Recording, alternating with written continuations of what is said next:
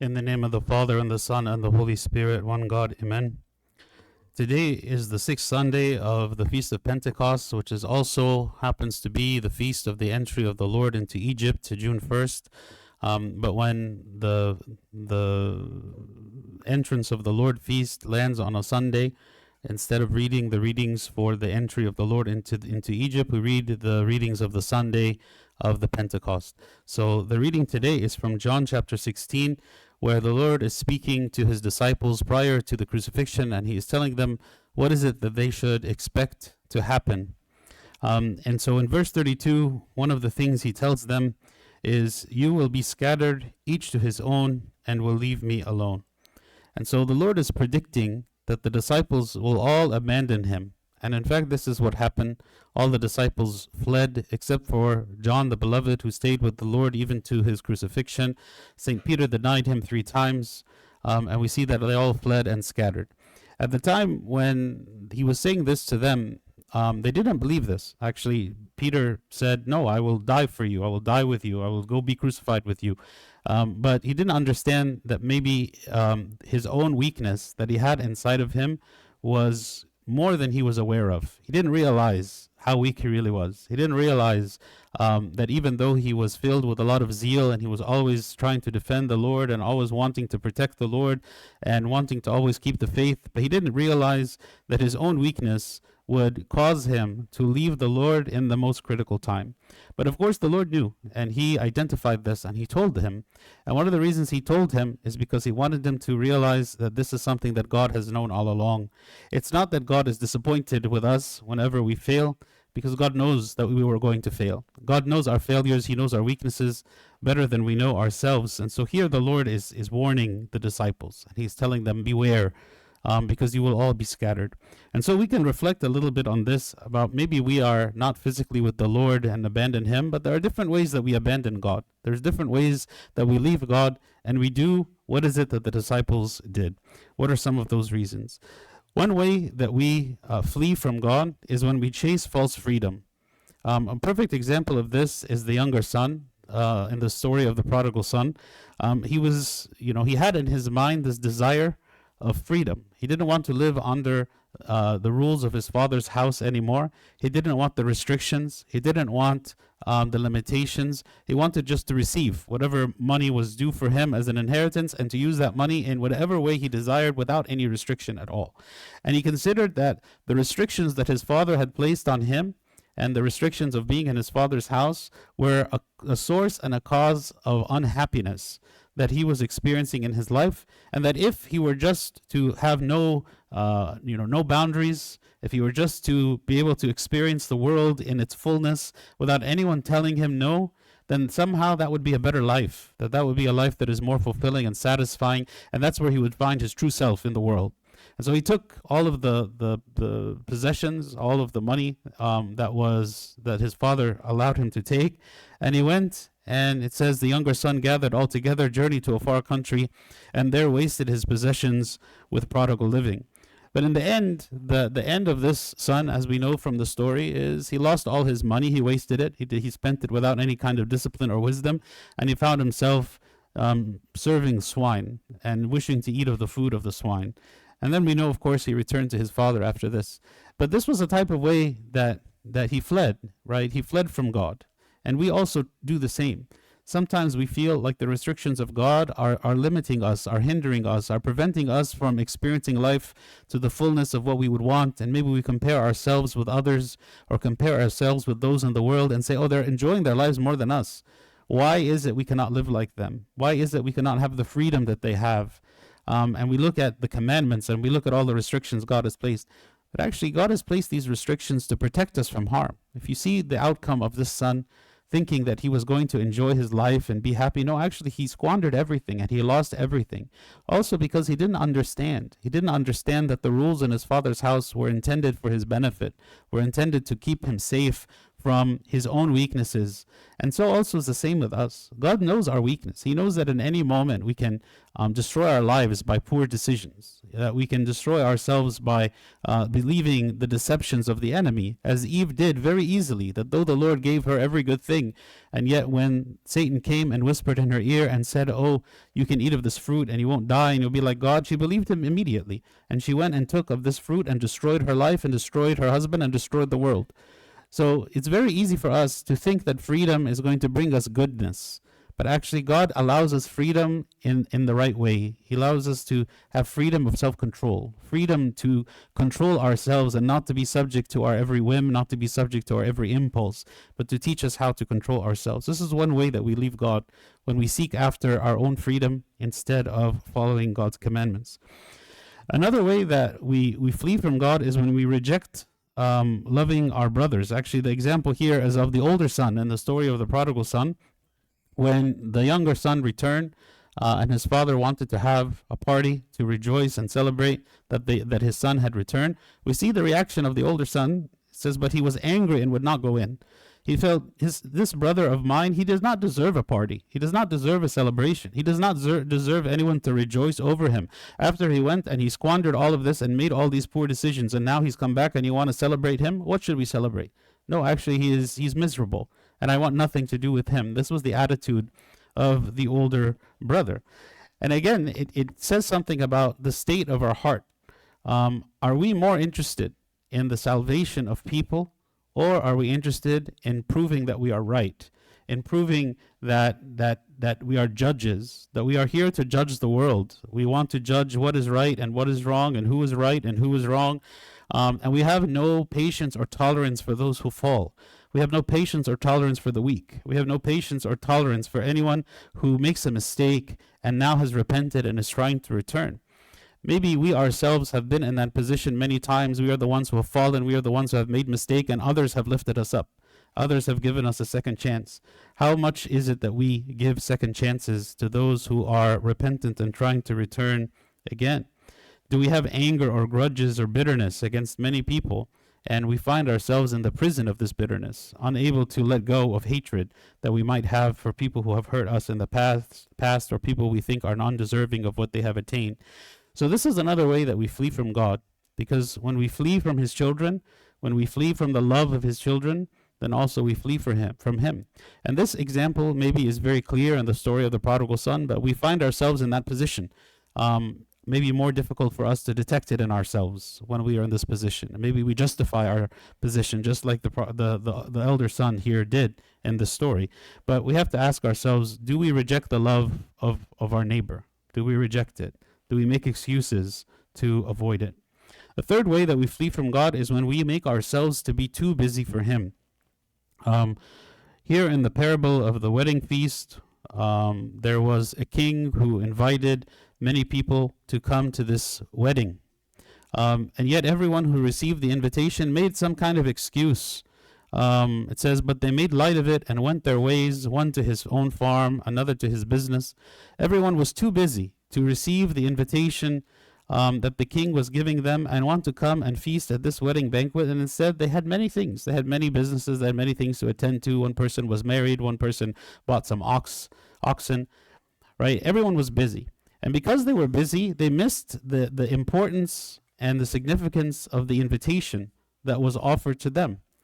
Maybe they thought that they were not going to enjoy this banquet. Maybe they thought that the banquet was irrelevant to them. Maybe they thought that whatever it is that they were doing was of more value or more important to them. But in the end, it demonstrated the distractions. And how is it that maybe we can be so distracted by the world, by even things that are important, right? It's not to say that all the things we busy ourselves with are of no importance. So sometimes we have very important things that we have to work on and we have to do. The question is one of balance and moderation. How do we balance the things that are important in our lives, and how do we set our priorities? Going to work, for instance, is very important. But if I go to work 7 days a week and I have no time at all for coming to church, and I have no time to pray, and I have no time to spend time with my family, and I have no time to take care of my health, well, maybe this is an imbalanced life, right? Enjoying myself is good. It's good to relax and have entertainment. But what type of entertainment and how much and what does it prevent me from doing? Again, if I look at my life in a balanced way, I will have time for everything in moderation, right? But if my life is imbalanced, then one aspect of my life overrules everything else, and I neglect important parts of my life for the sake of the one thing that is like this beloved activity that I do that maybe trumps everything else. And so it's important for us to understand that busyness, while we are all busy in the sense that we all have a lot of work to be done, and maybe we feel like there's not enough time in the day, the important thing is to understand what is my priority and set my time of how I spend my time on the things that are the most important first, and then I will find time for the things that are after. But I have to seriously ask myself, like, are there things that I'm doing that I don't need to be doing? Are there things that are in my life that are harmful to me? Are there things that just are take up so much time and it prevents me from doing other things? And this is a question for us. Just as these people, these guests, refused the invitation of the king, we can ask ourselves on the last day of our life, what is it that we wish that we had done more? What is it that we wish we had done more? It wasn't to work. People are not going to say on the last day of their life, I wish I had worked more. They'll say, maybe I wish I could have gone to church more. Maybe I wish I had spent more time with my family. Maybe I wish I had served people more. But they're not going to say, I wish that I worked more. They're not going to say, I wish I did more of my hobbies. That's not going to be their priority. That's not going to be the thing that they focus on in those last moments. Ask yourself, what is your priority? What is it that we should be spending our time doing? Another way that we flee from God is when we grow spiritually lazy. In the Garden of Gethsemane, when the Lord went to pray, he told the disciples, watch and pray with me, stay up with me, right, as a support to him, because he was going through this difficult time and about to be crucified, and he asked his disciples to stay in vigil, right, to stay awake and not to sleep and to pray with him. But when he returned, he found that they had all fallen asleep. And so he said, what, could you not watch with me 1 hour? And so this maybe is also a lesson for us. We find ourselves, when it comes to be the time of prayer, the time of waking up early, the time of service, the time of church, maybe we find ourselves sluggish. We find ourselves like, I'm not motivated. I'm not zealous. I don't want to go. I feel like unmotivated to go. And maybe I'm pushing myself to go and I feel like, okay, something's wrong. Something's not right. I'm not excited to do the godly and spiritual things. And definitely it is the case that because we struggle with our corrupted flesh, that we find it difficult to do the things which are really good. Right? My flesh is telling me, no, just go sleep. You don't need to get up early. You don't need to serve that person. You don't need to give to the poor. You don't need to do anything. Just enjoy yourself, enjoy your life, and relax. And so the problem with this is that in the end, if we live a life that is just for ourselves, kind of a selfish kind of life, and we don't invest at all in any spiritual work, then we'll find ourselves drifting further and further away from God. And this is, again, the spiritual laziness. This spiritual laziness is one way that we gradually, over time, begin to leave God, maybe without even realizing that it's happened. It isn't necessarily a single event. It's not one thing that I have done, and then I just stand and say, no, I don't believe in God anymore, or I don't care about God anymore, I don't want to pray anymore. But it just becomes part of our life, because it starts to creep in. That I begin to make compromises and I begin to let go of certain positive habits and routines that I had established. I start to let them go, and I realize that the change that's beginning to happen in me is something that happens over time. So one way we leave God is when we grow spiritually lazy. Also, we leave God when we cling to a beloved sin. The rich young ruler, his beloved possession that he had, the thing that kept him from the kingdom of heaven, was his wealth. And that's why the Lord, when he came to him, he told him, if you want to enter the kingdom of God, go give all you have to the poor and come and follow me. But it says about him, when the young man heard this saying, he went away sorrowful, for he had great possessions. So what is it he was clinging to? He was clinging to something that was of more value to him than God himself. The Lord invited him to be a disciple. He told him, come and follow me. There are others who wanted to be the disciples of the Lord. Here he asked him, he says, come and follow me. But the man was not able to, because of this beloved thing in his life, this beloved sin in his life, this beloved possession in his life that he was so attached to, that it prevented him from growing in faith. It prevented him from taking the next step and to be with the Lord. So we can ask ourselves also, like, do we have such a thing in our life that we refuse to give up, we refuse to confess or repent of, we refuse to make a lifestyle change because change is difficult, and we feel like, no, there's certain things I can't let go of. There's certain people I can't let go of. There's certain habits I can't let go of, and because I can't let go of them, they have a harmful effect on me. Again, maybe without me realizing it. Someone who is ingesting small amounts of poison every day. Maybe it doesn't kill them, but it keeps them sick all the time. And maybe they don't realize that the reason they're sick all the time is because of the poison, right? They're taking this poison. They don't realize the connection that it has. They've been taking it for so many years and decades. They don't realize that this is what's causing their sickness. And if they were to stop doing this, then actually they would become healthy. And so we don't realize sometimes how our negative lifestyle habits, the things that we do, the destructive habits that we have, that maybe we think don't necessarily have a big impact on our life as a whole, how much these things are actually affecting us. And so clinging to sin is something that is a sign that we have left God. Also, when we refuse to believe, many of the disciples of Christ, when he told them that they have to eat his body and drink his blood, they were offended by this. And it says, from that time, many of his disciples went back and walked with him no more.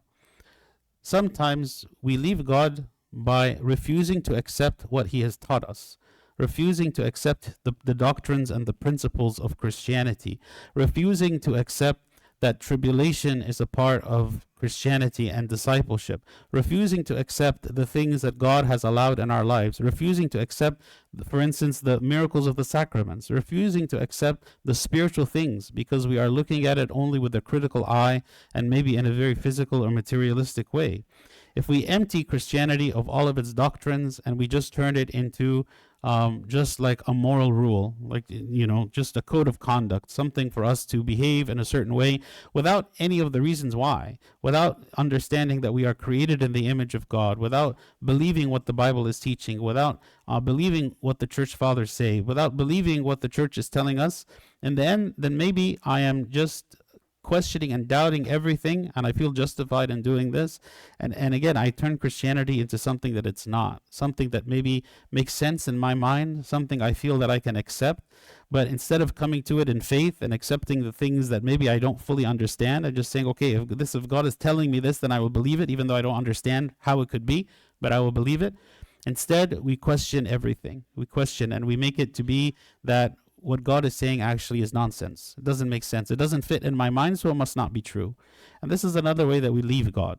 We leave him because we refuse to accept the things that are difficult to accept. We refuse to accept the things that are hard, right? But there are many miracles, and there are many things that the doctrine of the church itself is a miracle, and the work of salvation is a miracle.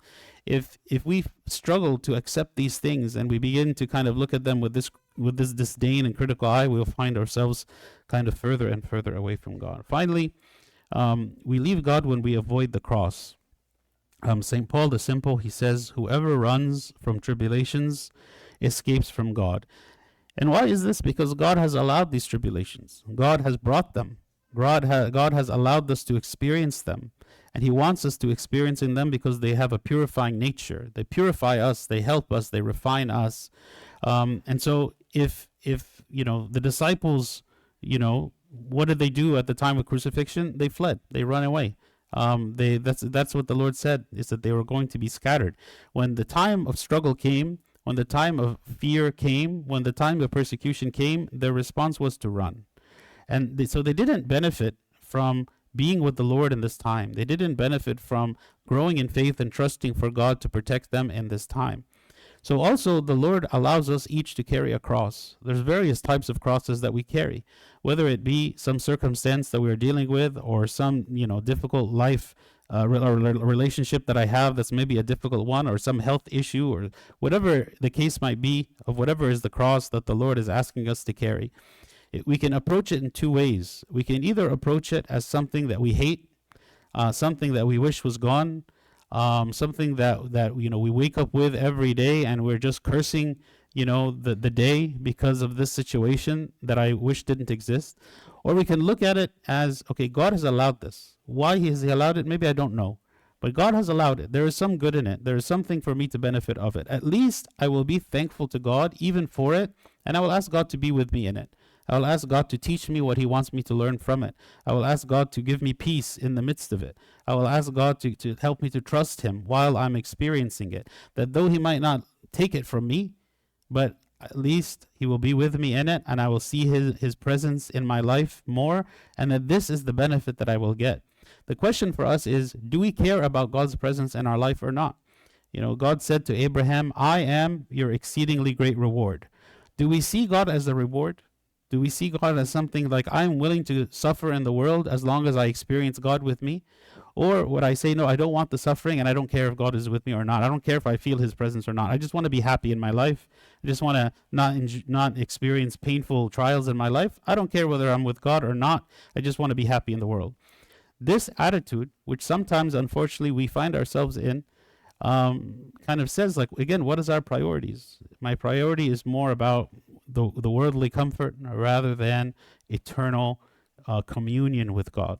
And this is something maybe we need to ask God to instill in us. Help us to feel and experience the desire for his presence more than anything else, and to realize that his presence is sufficient more than anything we could have in the world, more than any relationship in the world, more than any possession in the world. And so when we avoid the cross, God gave us the cross to teach us this. He gave us the cross to help us to grow in him, in a relationship with him. And when we avoid the cross, we find ourselves running from him. So these are the 7 reasons that we mentioned, ways that we leave the Lord. 1 is when we chase false freedom. The 2nd, when we reject love of our brothers. The 3rd, when we are too busy for God. 4, when we grow spiritually lazy. 5, when we cling to a beloved sin. 6, when we refuse to believe. And finally, 7, when we avoid the cross. May God grant us always to be with him, even in the midst of suffering, even in the midst of tribulation, even in the midst of temptation, and to experience the blessings of his presence at all times. And glory be to God forever. Amen.